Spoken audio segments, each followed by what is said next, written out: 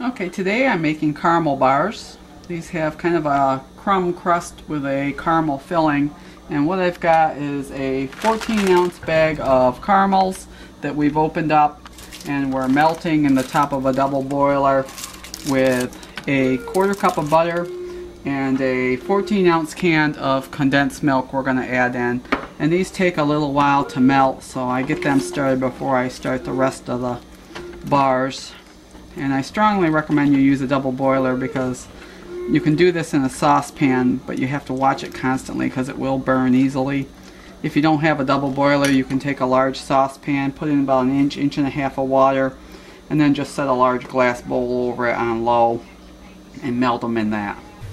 Okay, and while the caramel filling is melting together, in the bowl I've got 3 cups of flour and 1 cup of brown sugar that we're just gonna blend together here a little bit. And we're gonna add to this 2 eggs.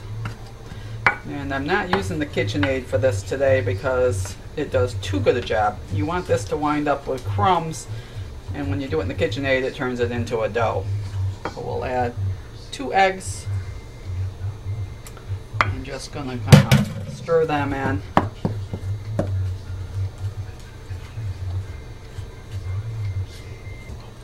And we're going to cut into this 1 cup of cold butter. And it's much easier if you just cut it up into chunks, and then you can kind of blend it in. And the easiest way is to use a little blender like this if you've got one. You can use a couple of knives. It just takes a little longer. And it just takes a little bit. You want to cut it in until it's just rough crumbs. Okay, and this is what you want. You want just small crumbs. You can see the pieces of butter, that's okay. You just don't want big chunks. And to this I'm going to add about a cup, maybe a little more, of nuts. And I'm using walnuts today. You can use whatever you want. And just mix them in good.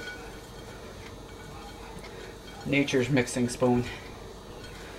And then we're going to take and put about half of this, press it into the bottom of a greased 9x13 pan.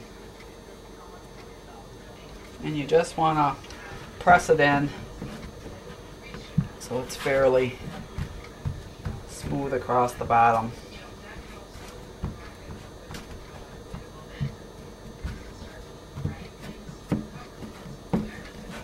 And try to build the edges up just a little bit.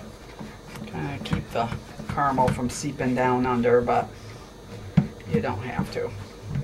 And then what we're going to do is our melted caramel and condensed milk and butter mixture, we're going to pour right over the top of that.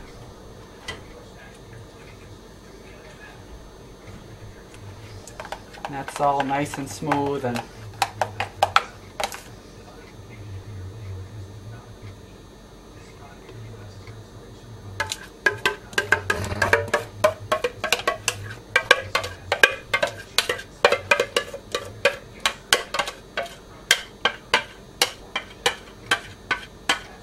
then you just kind of smooth it out. I like to add a bag of chocolate chips. These are semi-sweet chocolate chips, and I just sprinkle them across the top. They're not in the original recipe, it was my addition. And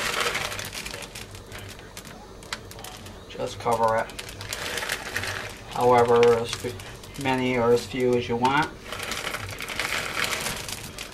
No such thing as too much chocolate.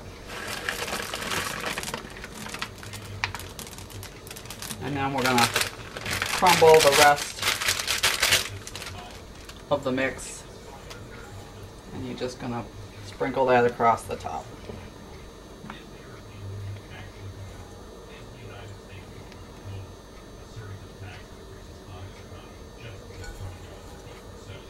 And there you've just got it spread nicely across the top. We're going to bake this in a preheated oven. I'm going to check it at 15 minutes, but it can take as long as 20. And they're done. That's what you want. It's just a little brown around the edges, and you'll see it bubbling.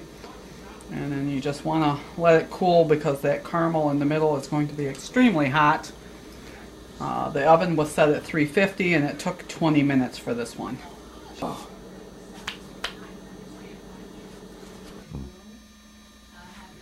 You can see the chocolate kind of blends down into the caramel.